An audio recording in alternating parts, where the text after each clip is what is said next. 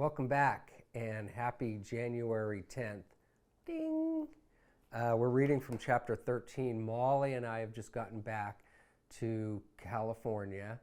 Donna Rao, my mom's new best friend, picked us up in the yellow bus because Mom and John are divorced now. And Mom is starting to let her inner hippie out, which was always just bubbling below the surface. And Molly and I are touring the house for the first time and taking in all the changes that have been made. Our dining room table and chairs have been replaced by a wooden picnic table and benches that might have been lifted from a nearby city park. The light fixture is a modified bicycle rim, which is on theme for Davis. There's a pattern of Keep On Truckin' stickers on the paneled walls. I spot a flyer for a band called Nipple Gravy that had a gig at a place called the Boneyard. There's a row of old plastic Halloween masks glued to the wall staring back at me. I'm thinking, great. Now when I eat my cereal, I'll be watched by these super strange superhero faces. Mom is modeling everything like Carol Merrill from Let's Make a Deal. We follow her into what used to be our living room. Oh, I think I have a typo there. There's a few of those in this book. Anyway, we follow her into what used to be our living room. Now it's partitioned off from the ceiling down with hanging tie-dyed material.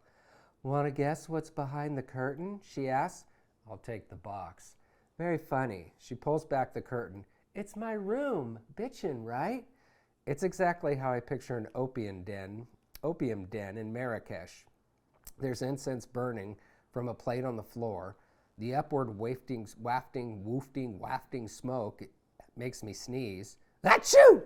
Her mattress is on the ground, along with a bunch of pillows that somehow match by not matching at all.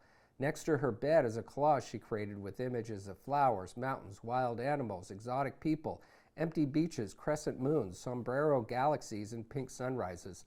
Molly and I look at each other. We're adapting to the fact that our once so humble home is now a mystic hippie hangout. We wander to the back of the house and say hi to Shelley, who now has her own room. She's happy to see us, but is too busy painting to stop for hugs. Molly leaves her suitcase in the room she'll be sharing with Chris. Alex and I now share our parents' old room, which is also in the back of the house. We have our own bathroom, which is nice, and plenty of hanging plants at the perfect height to crash into with my skull, which is not so nice. Alex could care less that we've returned. He remains on the floor with a magnifying glass following a beetle that's traversing a desert of carpet. Even though he doesn't bother looking up, I realize I actually did miss my little shit-faced bunghole of a baby brother. How's John and Mo? I ask him. Mo thinks she's magnetic and tries to stick metal things to her body, but they mostly fall off. I didn't know how to respond to that news. My little brother is equally weird as he is lovable. It's good to have everybody home. I missed you, our mother says, somewhat unconvincingly. That trip was too long for me, Molly says. Was it a long enough break for you? I ask my mother. She answers by rolling her eyes. Mom and Donna are best friends. Our mother didn't become a hippie because of Donna. She just became one faster. Donna was the right person at the right time to release our mother's inner hippie and accelerate her transformation. Our mother entered the cocoon as a midwestern conservative Catholic and emerged as a psychedelic butterfly. She not only looks different, she is different. I see my mother as I never have before. Her hippiness is so effortless and comfortable, I know there's no going back. This is who she really is, and we're never going to be anything close to normal ever again. I digest all the changes before me. I'm overwhelmed with an uncomfortable and undeniable fact that my mother no longer owns any clothing I consider appropriate for a parent-teacher conference at school. I am so fucked. The house rules are a tad bit looser with John gone. We don't miss John's endless rules and accountability, but what we now have is the complete opposite, a 180-degree shift. Mom has no problem smoking pot and cigarettes with Shelley and Chris. She encourages me to smoke pot as well, but I'm not ready yet. I still plan to be an astronaut, and I know NASA wouldn't approve. I will not turn my brain into a mushy porridge of gelatinous goo. What others put in their bodies is up to them. I don't judge and adapt to the daily drug use. What I can accept and adapt to is something altogether different. I'm already starting to get wheezy just thinking about this. What I find utterly impossible to deal with is the fact that my mother is dating. Her dating drives me crazy. It triggers an intense, borderline, insane emotional response from me.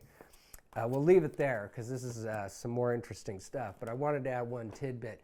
So Mare's collages, you know, that just was a theme that continued into their home at Blue Moon Ranch. Shelley became quite a collage artist. I actually entered a scholastic contest at school, and I created a collage with Superman, that like the Superman we had in our bus, and had pictures of America, and it was about, read about the USA in Time Life books, and I won a national competition, and it was a collage. So I still kind of like that art form, and it just makes me realize that it really started with Mom. So thanks for tuning in to this Page Turning Tuesday. I'm so excited about the new year, and I wish all of you the best, and I'll see you next Tuesday. See you then.